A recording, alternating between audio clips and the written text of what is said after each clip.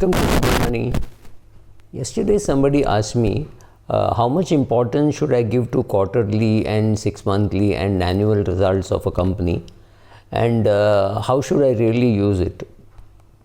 I think the answer is very simple.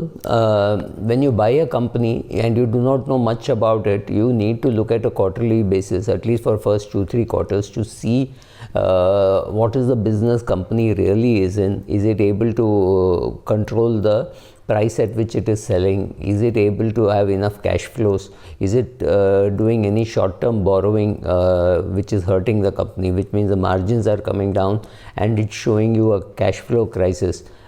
Initially it is necessary so that you may reconsider whether to be in that company for a long term.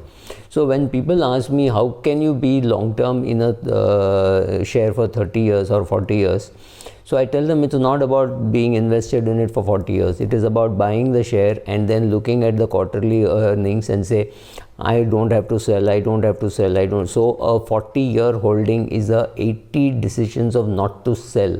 Right, so this is what I call actively holding to a portfolio passively. Right, active management is necessary to hold on to a portfolio which looks passive. That's what I'm trying to say.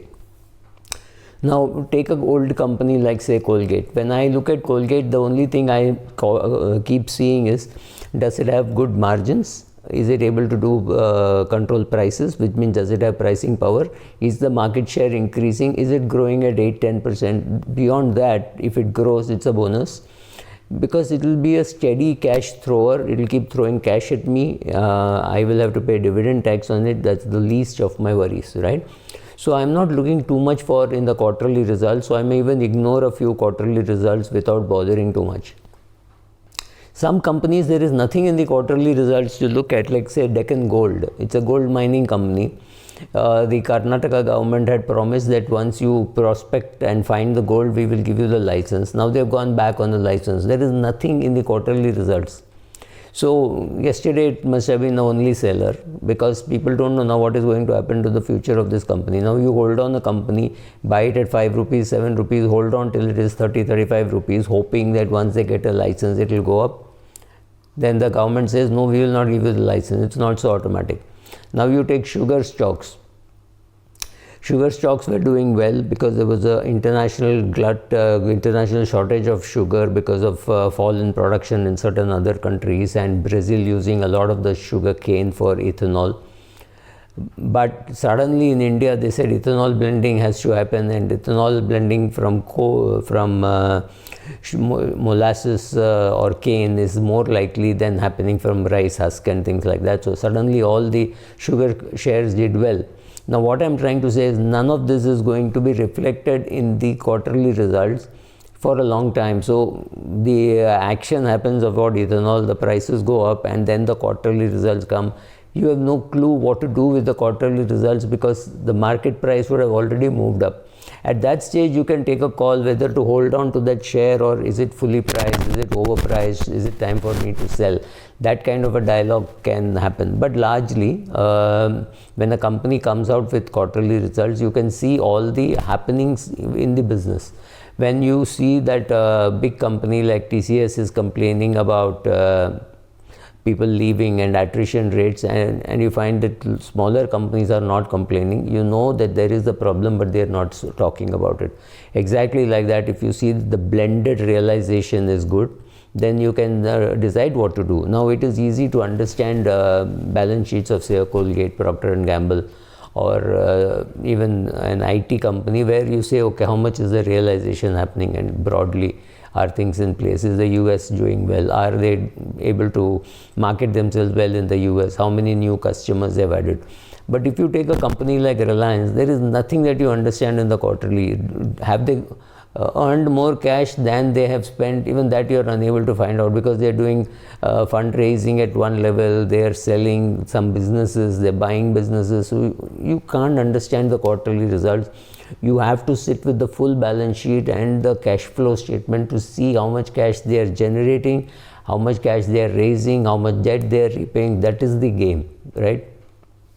So every company tells you something with the quarterly result. The question is, how much do you read, how much do you understand?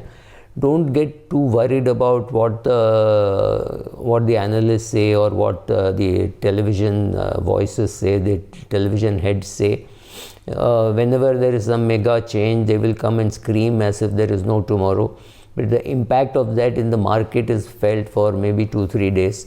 That could be a great time for you to sell if the price shoots up too much, or buy if the price falls too much. There are some times, if you know the company well, you know what to do with the quarterly results. You know that the results are going to be bad. Then what you can do is sell the share, because when bad results are announced, prices could fall and then you could buy it back. But beware, because sometimes when you think so, for example, if a sugar company comes out with bad results, there is no way in hell the prices are going to fall too much, because sugar prices are not very low. Sugar prices are high, ethanol is happening, so the price may not fall at all. So you have to know sometimes when there are mixed results, you don't know whether results are good or bad. You don't know how the market is going to behave. Sometimes with bad results, market will say, oh, we knew this bad result was coming, and therefore it is fully priced, it's a great time to be buying. So they could buy, and so you could have a situation where you get bad results and price going up. You could have a situation when you could have good results and price coming down. All these things could happen.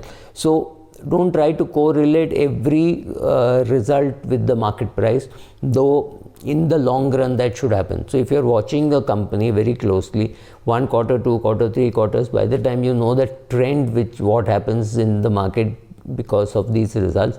And anyway, if you're going to invest for 30-40 years, like my Colgate, I don't even see the quarterly results, because I know broadly what is happening, and that's enough.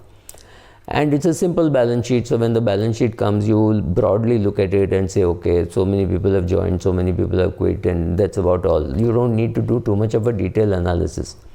Now, technology companies like, say, BlackBerry or Nokia, you wouldn't have known what happened when you were looking at the quarterly results. Numbers were not looking too bad, but suddenly these companies vanish because technology updating can be that fast.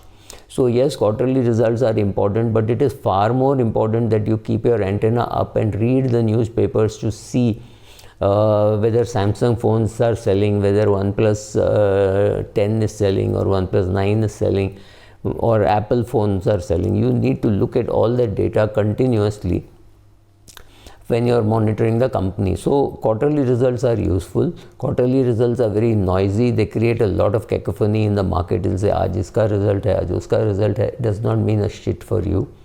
Some companies you can monitor, you can see what is happening if you're not happy, because it's a way to keep in touch with what is happening, right? So you look at the results and you say, okay, this is not too good, let me sell out.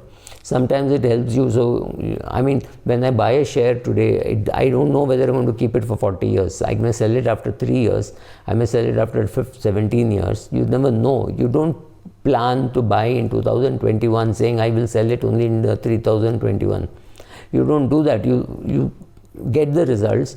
The results confirm with what you think is going to happen. You see it happen. You see market share going up. For example, in Indigo, if you're monitoring, there is no point in monitoring the profit and loss.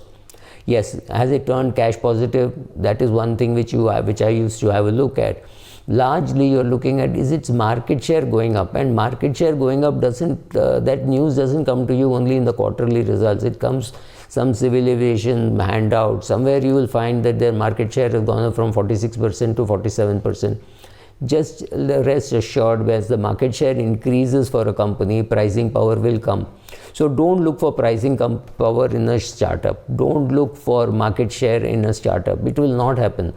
Slowly market share will get built, then the pricing power will come. So you need to know how to use the quarterly results. There are a lot of quarterly results, some which you can use for predicting prices, some you can use for building positions, some you can use for pairing your positions, some you can say, this is disaster, let me get out. They're borrowing too much in the short run, which means they have a cash flow problem, which means they don't have pricing power, right? So all these things are connected. So whether there is pricing power, you find out from the market whether they are able to raise prices, right? So that also you find out. This also you find out how much they are borrowing. You could find a news item somewhere. Connect everything and learn how to use it. Don't just wait for one quarterly results and decide, because over 40 years you're going to see 160 quarterly results, and I may not have even seen many of those quarterly results of companies like Colgate, right? So if you bought a company which you do not know much, all the more reason why you should see whether the margins are good, whether it is sustaining, or have they launched a new product where because of which the income has gone down. I remember Apollo Hospital had launched in Navi Mumbai, and their earnings were subdued because the occupancy here was poor. Now the occupancy is up and the share price, last time I bought it, it was 900 and today it is 3000, right? So quarterly results tell you something, but when you see depressed results in the company, it could be because of some new launch, some big capex, something like that could have happened. So learn to interpret a lot of data, including quarterly results, and of course 6 monthly and annual results. Thank you.